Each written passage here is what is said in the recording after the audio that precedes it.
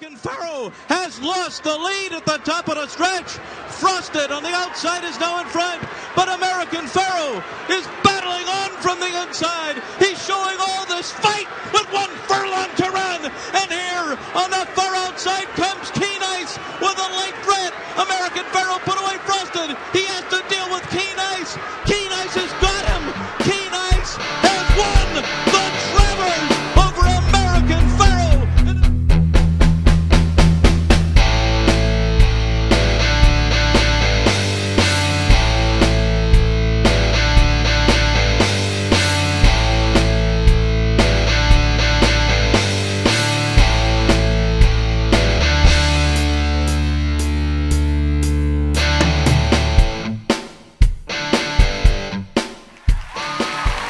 Bobby Shoemaker, Andrew Calvano.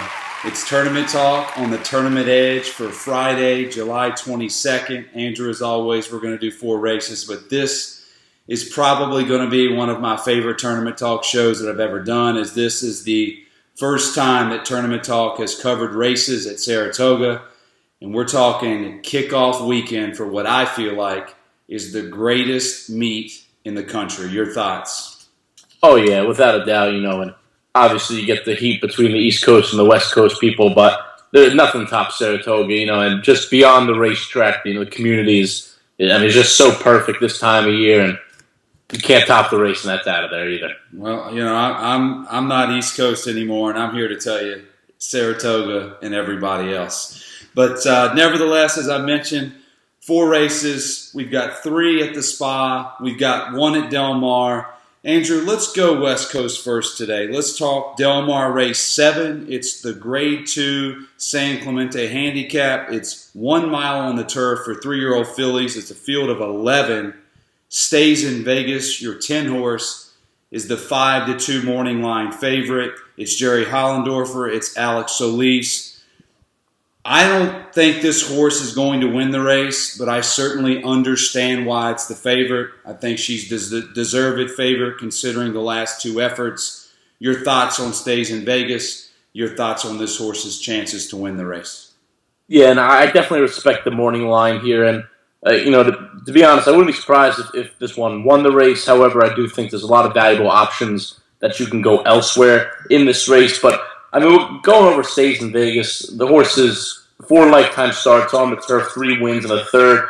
Grade 1 place horse, Grade 3 winner, Grade 2 show horse. So, a lot of, and then you get top connections too in Jerry Hollendorfer. So the horse definitely, his record speaks for himself. Post outside, I don't know if that one is going to fit to the style. I see this one on the front end. I just don't like her that far outside. I think Phil Diamato's horse on the inside, Be Mine, who lost the state in Vegas 2 starts back, is another horse that, maybe could win this, but there's so many valuable options here. So that's going over the 2 favorites. And like I said, I'm just looking for a price here. This is an 11-horse, San Clemente race here. And, there's no need, especially for horizontal wagering. You got California Chrome and Dortmund, 2 races next in the sequence. So this is a race where you can kind of spread out here. So I'm going to go for a price, and I land on number 9, Mocat here. Coming off a layoff, last effort out was the Kentucky Oaks, the Grade 1, and in my opinion was working up, good into that race. Really just had no business being there. The horse gets back to turf, hasn't missed the board since. Running on turf, finished second to Jimmy Durante over this turf course in the fall, and broke her maiden over here over this course in the fall as well. So it's good to see she's a customer with the course. She's only one of 2 horses that I've ever run on this course here. So that's good to see. Bullet Drill on July 2nd over the turf course. Gets a freshening from Richard Baltus. If you noticed, debuted September 6, 2015. Finished 11 lengths off, but came back with a similar freshening and won by 5.5. So I really think the horse is going to respond well to this freshening here. A lot of good horses in the pedigree. That Kentucky Oak speaks for itself, but, finishes 2nd and 3rd to Songbird out in Santa Anita as well. This is an Uncle Mo filly here, so you don't really want to, we wouldn't assume this horse is bred for the turf, but she's proven herself. I like the outside draw. I think there's just enough speed that she's going to fit, that second shelf and make one run. Keith DeSormo, he's not my top guy, but I know he's a guy that can bring me value. So I'm ready to roll on this one. I think the move back to the turf is realistic, and the freshening should benefit as well. What are your thoughts on the horse's transition to the dirt after holding its own on the turf earlier this year? Just kind of weird move, but Richard Baltas knows what he's doing, and maybe he wanted to get the horse on that Kentucky Oaks Trail and get her into some grade stakes races going on the dirt. And the San Isabel, the race, it wasn't that bad. I mean, Songbird, it was a paid workout. Landover C finishes second that race, goes on to win next out, and then they try Santa Anita Oaks and just runs second to Songbird. And at that point, obviously hindsight's 20/20, but I mean that's just like winning the race, in a way. I mean, you knew you were going to lose to that horse, so obviously it was a short field, but still, gets a good paycheck there and wasn't too far off. Was rallying late, so I could see the move to the dirt, but I think the success obviously is here on the turf course. So coming back should be the right move here. I thought it was going to be a ridiculously hot pace in this race, Andrew. I think the 1 wants the lead, the 4, 5, 6, 7 all want the lead. I think you could argue that Be Mine is going to be forwardly placed to a certain extent. I think Stays in Vegas, as you mentioned, from that outside post is going to want to be close to the pace. And I just thought a lot of good horses were going to be compromised from a pace standpoint in this race. And I picked my selection here is a horse that I picked last time out and didn't run well at all with no excuse, and that's the 2-horse, Lady Valeur. If you go back, Andrew, to that race May 20th at 1 1/8, that effort with the pace that I see today wins this race and does it by a length or two. I can't explain what happened last time out. She did go off at 3-1 that day, and now I'm looking at 8-1 morning line. Sometimes horses just don't fire. They're not machines. They're animals. We don't know what happened. Now she gets the 34-day layoff. She travels to Del Mar. She gets the best jockey on the grounds. She gets the pace set up that I think is going to be extremely hot. If she can work out a good trip, and there's nobody that I trust more than Rafael Bejarano when it comes to working out good trips, and she reverts back to the May 20th effort, she's going to win that race. Now, the problem is, was May 20th just a freak out, and she'll never repeat that effort? Or is that the real Lady Valeur? I'm willing to gamble one more time that the June 19th race was a farce. She'll get a pace set up today to her liking. She'll revert back to the May effort, and she'll win this race at a decent price. Yeah, and I agree with you. And I watched the replay of the honeymoon last time out, and I just don't think the horse wanted to be on the rail. Obviously doesn't have, has tactical speed, but not too much early speed. So I don't think the horse wanted to send. And you know how tough it is if you're on a horse on the rail, especially on the turf, and you don't have early speed. That could very well be a problem for you. And then the horse just drifted out and didn't really want to switch leads. But that was a blanket finish that day on the finish line. So that 5th place effort running evenly is actually not that bad. And like you said, Bobby, you're going from 3-1 to 8-1. You're getting the best jockey on the circuit. The horse is a strong workout. July 17th over the turf course. I'm sorry. So a lot of good signs. So I just thought this one was going to be a little too close to the pace. I don't see this one as a front runner whatsoever, but I was kind of concerned that she might get mixed in with the early speed, so that's why I kind of backed off her. But nevertheless, I gave her a look. Her buyers are consistent on my end here. Bob, I don't know what you have on time for it, but I think we're on 2 good horses to beat these 2 morning line favorites here. Yeah, I don't like to hear you say that you think Lady Valeur is going to be close, because I'm banking on her liking the cutback to a mile from the 1 1/8 races. If you go back to March 12th, Andrew, and obviously I'm not trying to talk you into my horse here, but I'm just trying to have you see what I'm seeing. Go back to March 12th at a mile. She was 3, sometimes 4.5 lengths off of a pace that day that I think is going to be slower than the pace today. So I think she's going to be further back and make that one run. I'm not high on closers, Andrew, especially in turf races, but sometimes I think paces are just going to be so fast that they're going to compromise the early speed. So I think your horse and my horse are going to both be further back in this race, and they're going to have to make one run. It's going to be all about trip, because I honestly believe there's going to be a lot of horses quitting in front of them. Yeah, and I can agree with you. And like you said, there's a lot of good speed horses here, and I can only see maybe one or two of them actually taking the distance. How do you feel about the mile, the cutback, the extra? Yeah, I think it hits the horse between the eyes. I think it's exactly what she wants to do. I'm not sure if she wants to go on a mile and the 8. I wanted to bring up one horse to you talking about the mile distance, and that's Jade Princess. Bob Baffert, Victor Espinoza, second time on the turf. Last time at this distance, didn't win the race, finished second to Majestic Heat. That horse was very fast that day. Bob puts her back in there. Again, up against it, in my opinion, from a pace standpoint. But wanted to get your thoughts on that horse's effort. What did the buyer numbers come back? And what do you think about this horse going forward? Yeah, and you know what? I have a lot of respect for this horse. This horse has a lot of great pedigree. Obviously, had to tap it. It was a $775,000 purchase. So I think they're just trying to figure out what this horse really wants to do and what her comfort zone is before it's too late in her 3-year-old career. But I thought she took to the turf well last time out. And like you said, she kind of was chasing a pace. Don't know if she wanted to do it. She hasn't really shown speed at that point in earlier races. But, she held her own, and she lost to Majestic Heat, who's been an absolute freak this year. So, I give her credit. Bob steps her up here. It's a lot of confidence there. Third off the layoff here. That race, Bob came back as an 89 buyer. And, but like you said, Bob, she might get compromised here by the pace and being too close. But I think there's a lot of upside if this horse can just figure it out down the road. So Andrew is on Mocat, Kent DeSormo, Rich Baltus. And I, of course, am landing on the 2-horse, Lady Valeur, hoping to rebound to that May 20th effort. So without further ado, let's go to our favorite racetrack, Andrew.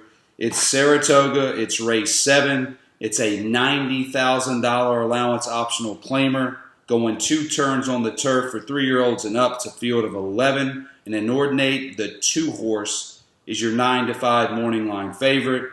Anytime it's Chad Brown and Javier Castellano, I don't necessarily care what they look like, on their form, if they look fast enough or not. Chad Brown can never be discounted on the turf, and Javier Castellano is, in my opinion, the best jockey in the U.S., so I'm certainly not going to argue with 9-5, and I'm certainly not going to take this horse in any tournaments either. Yeah, and Bob, here's the thing. This horse won't go off 9-5. You're looking at more, 6-5, 7-5, which means you're going to find some overlays in this field. I'm not sold on this horse completely now. Last out, it was a 96 buyer. That tops the field, but DQ'd that race. Was all over the place. Just got up by a nose, was eventually taken down and put 5th. So I don't know if this horse just has a steady turn of foot here. I'm trying to beat it. I think you can find some overlays here. And I went to the number 8, Ascend. A lot of guys at DRF are high on this horse that I respect. And I like this one, too. Last race was slow pace, was compromised by it. Still posted 90 buyer off a bit of a freshening here. On the turf, 6 lifetime starts, 1 win, 4 seconds. So at least she's not really missing the board here. Has tactical speed to put her in front early on. I don't see the pace getting too crazy in here, so I think Johnny Velasquez is just going to settle her down and make a romp at the end of the stretch here. I'm looking back. I'm crossing out her maiden race to start her career at Delaware. And I'm looking at this horse second by a head, by a neck. She's competing with very good horses. If you go back to the Keeneland race, April 16th, was facing Olders the first time in a 4-year-old career. Beats out Wayward Kitten, the next set winner, Gusnado, a next set winner, and she won that race just how I wanted to win it today. Sitting 3 lengths back, maybe a little closer to be honest today, but still sitting off the early speed and just making one run at the top of the stretch. I like the post position. She set up outside. It should work to her perfectly. 2 back, 95 buyer, all consistent numbers here. And honestly, I love Johnny V sticking with this horse here. Graham Motion. He had a kind of a cold Belmont and usually just has these horses that are big-name horses. He doesn't have a lot of horses that go from top to bottom in the barn. I like the pedigree on this one and should really fill out here. So hopefully we can get a little bit of overlay off that 4-1 morning line. And Johnny Velasquez has been on fire on the turf. He was amazing at Belmont Park. You talked a lot about the pace. Sounds like you wanted to be second shelf. Who do you think is going to be on the lead? I think Adirondack Dancer is going to control this race. From a pace perspective today, that's the number 9 horse for Lindo Rice. I think number 1 will show a little bit of early speed. He has in earlier races, not so much in prior races, but I think with the inside draw here, Leparoux is going to have to send him. Leparoux is the kind of guy that he sits very comfortable, went on the front end, so I wouldn't be surprised if that horse is up early on. But I really think it comes down to the 9. The 6, Orino, also another horse that was shown early speed in his earlier career. Maybe that horse goes out. Maybe Ice Cutter. I don't know. So, once again, early speed in earlier races, but I really think this pace is handled by number 9, Adirondack Dancer. And we read the pace completely different, which is why you didn't land, or I didn't land on your selection here. I thought the 5 horse Hawthorsaw with Paco Lopez aboard was absolutely positively going to be the horse that was going to be on the lead and had a chance to do it by himself at 15-1 morning line. And Andrew, that's where I went here. If you look at this horse's 3 races this year, 2 of which have been sprint races, the other race was at a mile April 30th at Gulfstream Park, in which he was close to a pretty hot pace in a grade 3 stakes race at Gulfstream Park. Now he stretches out to a mile and a 16th. If you go back to 2015 and look at this horse's efforts going 2 turns at Saratoga, at Monmouth Park, competing in those races, winning one of those races. Paco's very aggressive. Jason Service has been on fire the last month. I think with the stretch out from a 6 furlong grade 3 race at Belmont Park, going to a mile and a 16th with an aggressive gate rider like Paco Lopez, I honestly think that this horse has a chance to go to the lead and never look back. Now, I understand, Andrew, that you can't compare last year's meet to this one. It's a brand new meet. A lot of things are different. But we've both talked about this on the show and off the show, that NYRA jockeys on the turf have a tendency to not respect speed because they may be on a horse that is in better form, or they're riding Chad Brown, or they're riding Todd Pletcher, and they just think that these other horses are going to come back to them. And that has not been the case. That's my first point. The second point, it has not rained a lot in New York. And we've both talked about this as well. When turf courses get very firm, it favors horses on the front end. So I get a horse, in my opinion, that's going to be on the front end, and I get a circuit full of jockeys that proved it last year at Saratoga, that they're willing to be very lackadaisical and dawdling, going 2 turns on the turf. If that's the case, this horse should not be double digits. I'll roll with Hawthorsaw at 15-1, Jason Service, Paco Lopez aboard. And I respect Bob, and like you said, Jason Service has been on absolute fire, had a great Belmont meet. Paco Lopez is an aggressive front-end rider. And when they team up, if you look here, Bob, this year they're clicking at 42%. Now, granted, the majority of those races come in Monmouth Park, where, those two can't seem to lose any race they're in. But still, I mean, it's good to see you have, percentages pointing your way there. And like I said, stretching out here, dropping in class. This horse has run against grade 3 company the last 2 times out. The last one pinned all the way outside, wasn't really able to show the speed that you predict to see here, Bob. Ran evenly, was 50 to 43-1 that day. But I mean, I could see it from this race 2 back in the Miami Mile. Granted, was facing 3-year-olds and up, may have found a softer group, but still was right up there early on. Finishes 3rd, gets up there for Tyler Gaffalione. And I think that's where the horse would want to be. So if Bob, I saw this one, sitting right off the pace, but I could see what you're saying now as I relook at the form here, that this horse could very well be on the lead. And with Paco Lopez, you would assume that it could be aggressive too. So a good selection there, Bob. Thank you. And 2 horses that I wanted to mention that I think are key to my success in this race, and you actually talked about them both. The 1 horse with Exultation, who's 15-1 morning line. He's run some races, in my opinion, that can bother the 5 and compromise the 5, for something coming from off the pace. But sometimes Julien Leparoux tends to not be as aggressive as he should be out of the gate. And if that's the case with the 1, and he gets shuffled back to the back, that 1 has no chance of running well at all. So I'm banking on a non-aggressive ride early and hoping the 5 can clear and get to the rail. The other horse you mentioned as well was the 6. Last year, Arena. Last year, he has run races that could compromise the 5. But if you go back to June 30th, firm turf course going a mile, that horse showed no speed at all, Andrew. And sometimes horses just get over the hill faster than maybe other 6-year-old horses are. I think this horse is over the hill. You're never going to see that speed that you saw last year. I'm really confident the 5 is going to get to the lead. But if he doesn't, and the 1 and the 6 are there to compromise, then I really think that you are on a very good selection here, or it could be an Ordinate coming from off the pace. Another horse that I am certainly a little bit concerned about, and I wanted to ask you about, to Glebe, the 4 horse, Kieran McLaughlin, Jose Lezcano. This horse hasn't won in a while, but if there is a pace meltdown and they go faster than what I think it could set up for a horse that hasn't won a race in a while, and that's the 4 to Glebe. Yeah, and you always have to respect the connections of Kieran McLaughlin and Shadwell Stables here. And this one basically goes second off the layoff, but still a little bit of freshening from that June 3rd start where runs even with an $80,000 optional claiming race. You got to go back to October 29th of 2015 for the last race when he won odds on. But like you said, Bob, this horse can really only benefit from a true pace meltdown. So he's got a couple workouts over the track, so we'll see what Kieran McLaughlin's got up his sleeves. But I think it only makes me feel more confident that, although Johnny V didn't really win with this horse, that he would rather ride on my horse rather than ride for Kieran McLaughlin. Last horse I wanted to ask you about before we review our top selections again and move on to race 8 is the 3-horse Slim Shady. I almost pulled the trigger on this horse. David Jacobson, Irad Ortiz. He's just going to be so far back. But again, I don't think his running line is as bad as where his finishes have been. And obviously I respect Irad on the turf, especially at Saratoga. You think he's just up against it from a pace standpoint? I think so.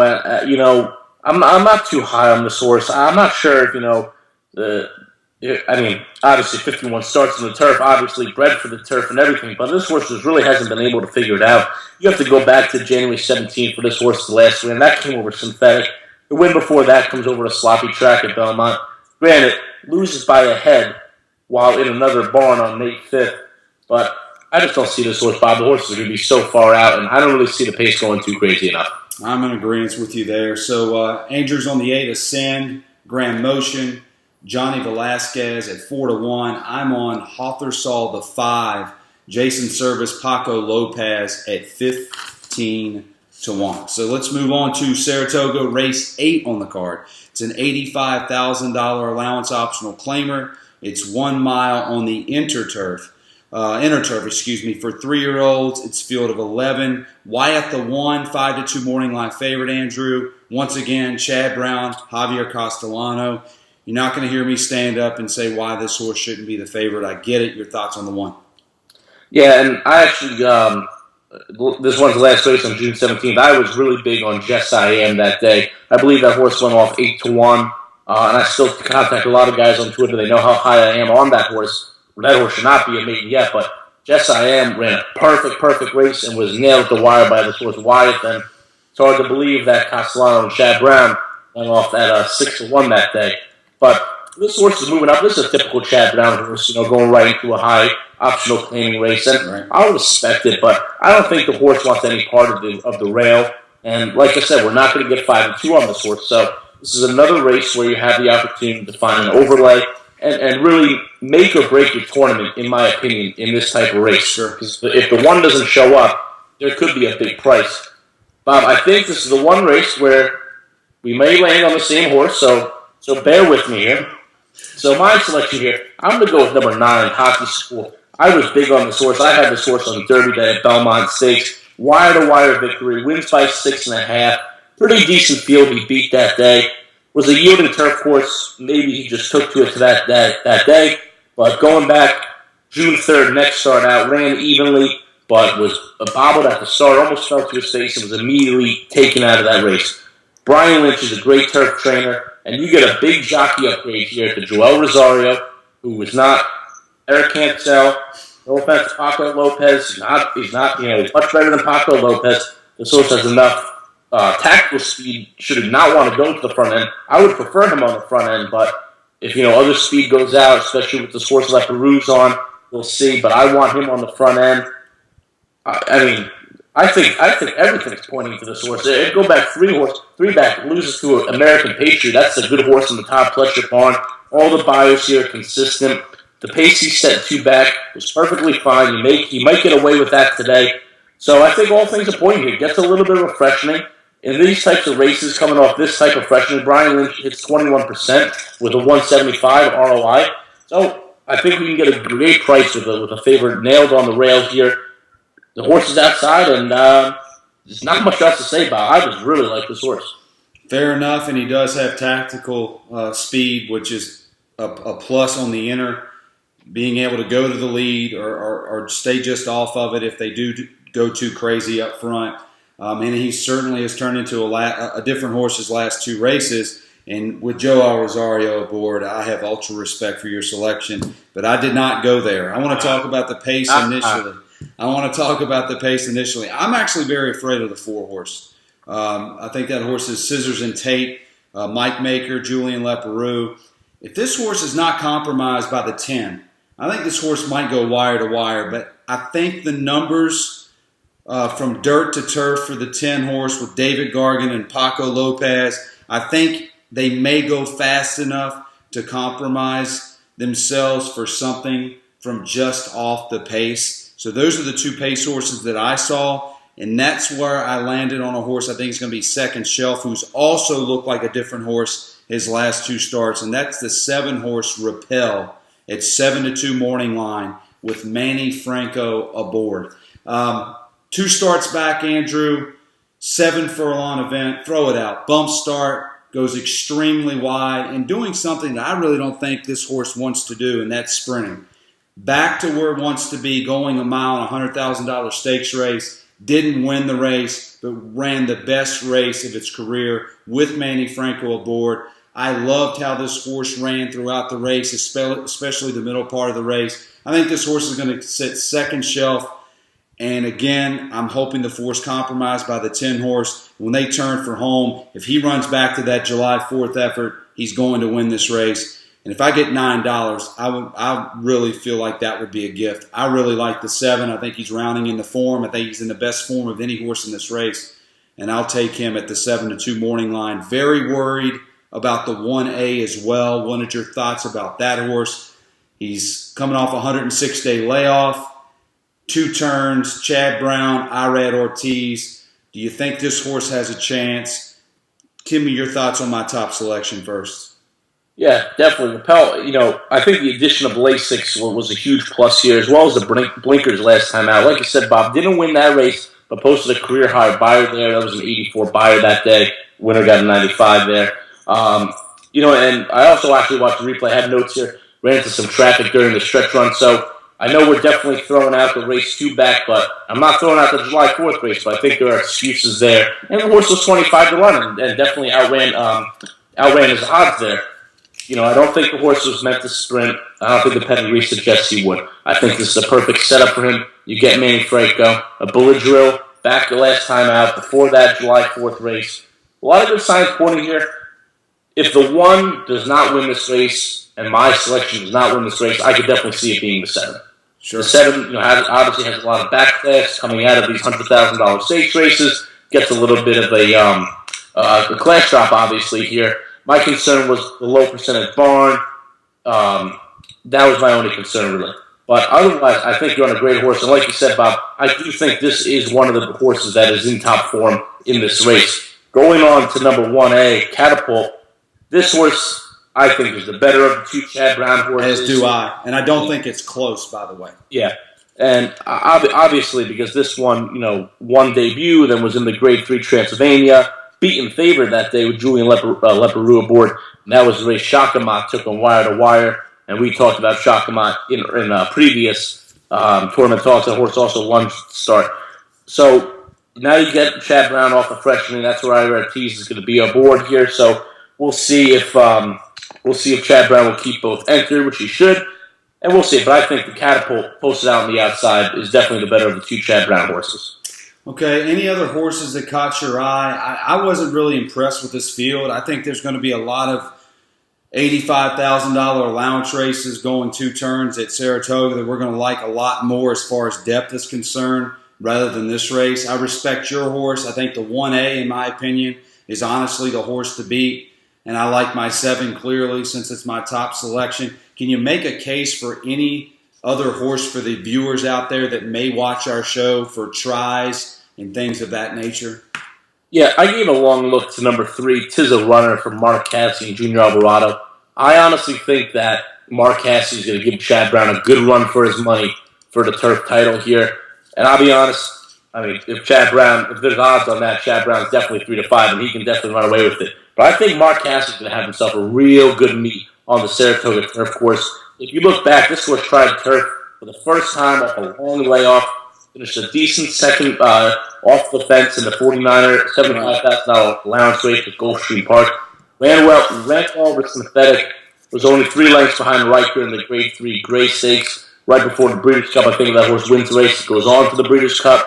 So if he can transform his form on Synthetic, if he hasn't missed the board, and bring it back to turf, as Mark Cassidy's trying to do here, I think this is a horse that can rally off the pace and pick up some pieces in the tries. That makes sense. I respect that opinion as well. Andrew, on the 9, Hockey School, Joel Rosario, Brian Lynch at 8-1. And I, went back to the well a little bit with Manny Franco, as I have done as of late. The 7-horse Rappel at 7-2 morning line. So moving on, last but not least, Andrew, a wide open race. Saratoga race 10. It's a Grade 1 Diana. Mile and 1/8 on the turf. Fillies and mares, 3-year-olds and up. Field of 10. Miss Temple City, your 3-1 morning line favorite. Now, the last time we saw Miss Temple City in the States, she was facing boys off of a 188-day layoff. She beat a well-known horse Heart to Heart that day. Went off at 6-1. They then shipped her, when I say they, Grand Motion, to Ascot. She went a mile on the soft going, and she was beat 3 1/4 lengths. I thought she certainly held her own that day, considering the turf course and facing much better. Your thoughts on this horse being 3-1? Do you think she's the horse to beat?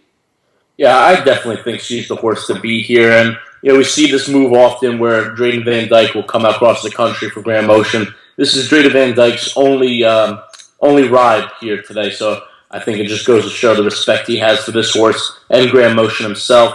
This horse finished second in the late Placid last year, lose to Sintero Italia, who we will see Friday, I believe, in the 4th race. So loses to that horse twice, then beats her out in the Queen Elizabeth Cup at Keeneland. So if that horse comes back to run well, I could see this horse being bet a little bit more. My concern is the return from Ascot. It's not like this horse has had 3 months to prepare. She is coming, with a month to prepare. So we'll see how that goes. A Bullet Draw Fairhill back on July 15th and working progressively ever since coming back. But we'll see how that transforms when facing horses of this caliber. Another race where I think you can find a big price here, but I definitely think this one is to be respected, and I won't leave off any tickets, whether vertical or horizontally. But I'm going to go to one of the many Chad Brown horses that are entered in this race here, and that's number 5, Mrs. McDougal.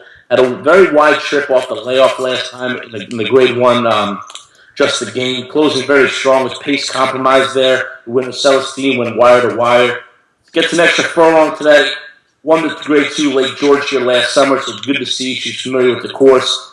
Second off the layoff, Bob. Spoke about it for the last 2 races. We know how strong Chad Brown is.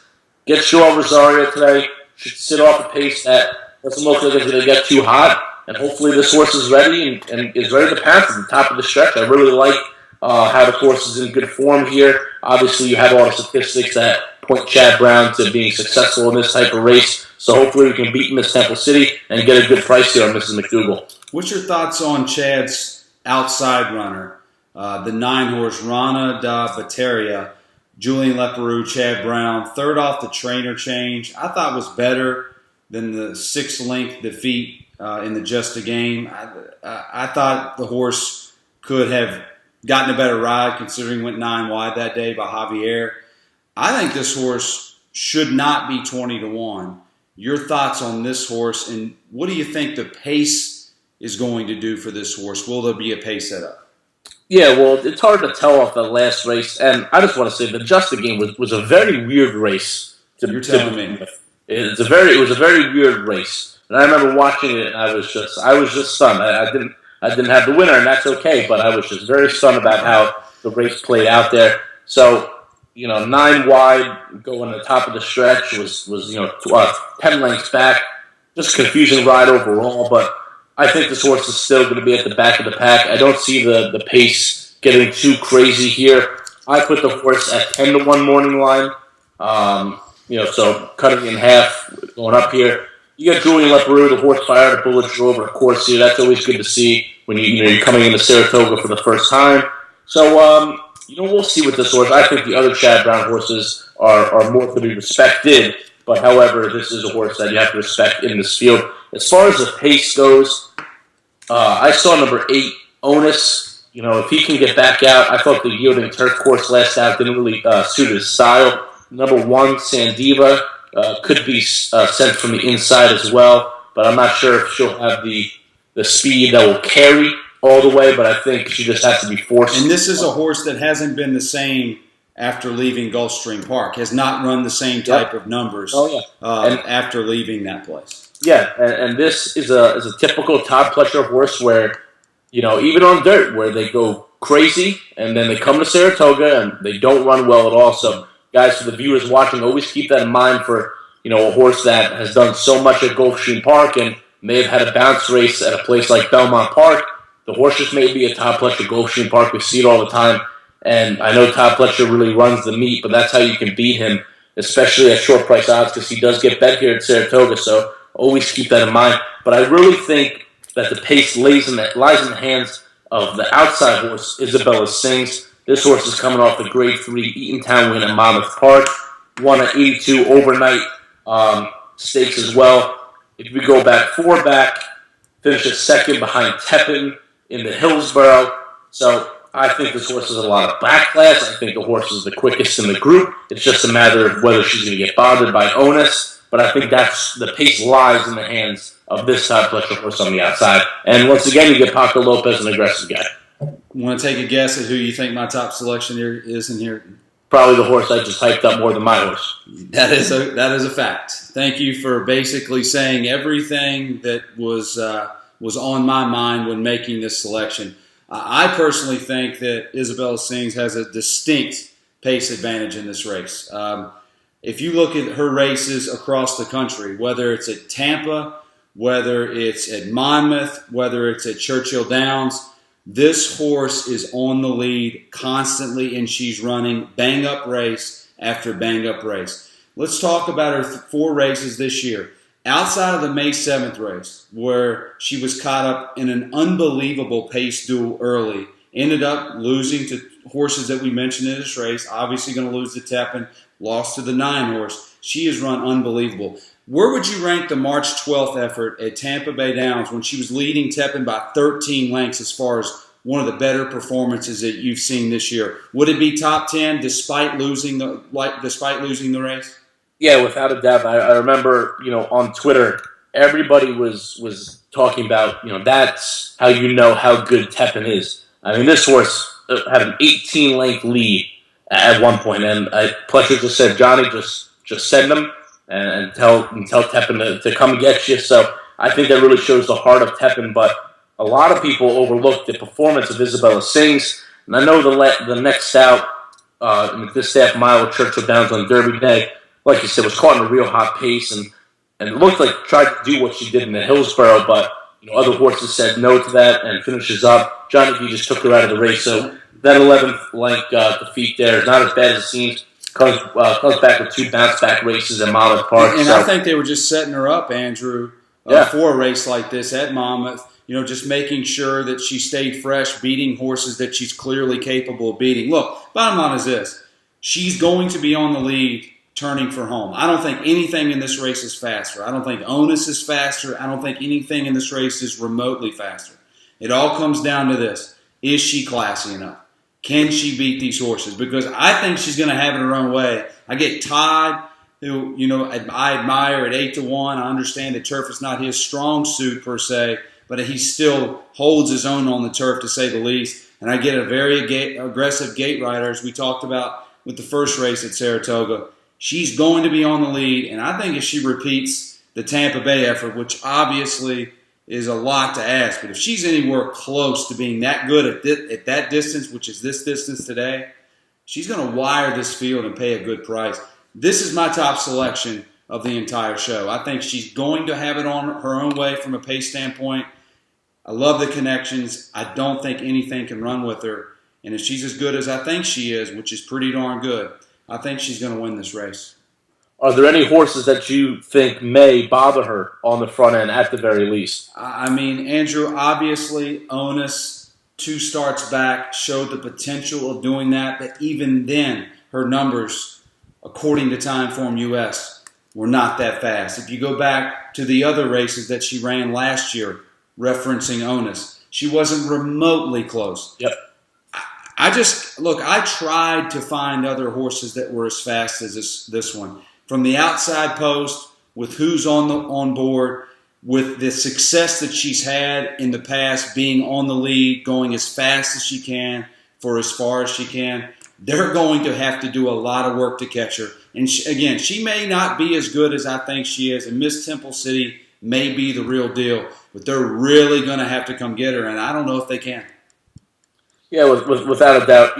Who are the horses that you, not on the front end, but fear the most that could come run this horse down if need be? I'm worried about Recepta, the 7 horse. I think that horse has ran some bang-up races this year. Johnny Velasquez gets aboard. Clearly, I respect Miss Temple City.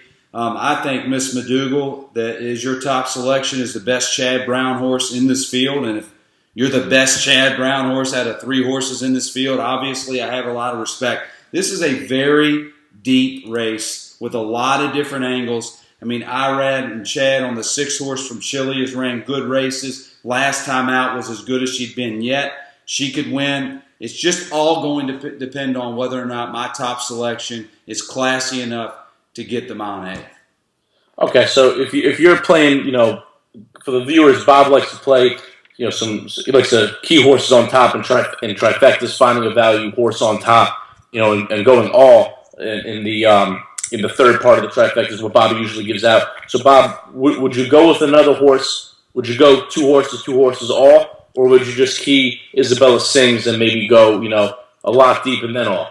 You hit the nail on the head there. I'm going to go Isabella Sings by herself and just take my chances that she wins the race. Probably go 2-7 and then all the third leg of that trifecta. Just gamble on the 10 being the best. And how I look at it is this: bet as few horses as you can from an opinionated perspective, and then hammer the race. Bet as much money as you feel comfortable with the small amount of horses, because obviously the more tickets you can punch, if you hit it, the more money that you're going to cash. So 10, 2-7, all for me, but 10 in every tournament I play in.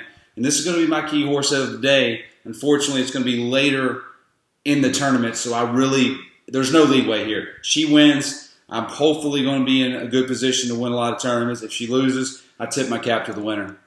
Yeah, without a doubt. And, Miss Temple City obviously is going to have to bring her A game here off the layoff from Ascot, but Bobby and I finding good price horses to beat her in the 10th race here at Saratoga. No doubt. So I, again, am on the 10 horse at 8-1. Isabella Sings. Andrew on the 5 horse. Chad Brown, Joel Rosario, Miss McDougal, 10-1. That'll do it for this edition of Tournament Talk on the Tournament Edge. I had a lot to go over, and I hope we found you some winners. Until next week, and as always, for Andrew Calvano, I'm Bobby Shoemaker. Good luck. Good luck, guys.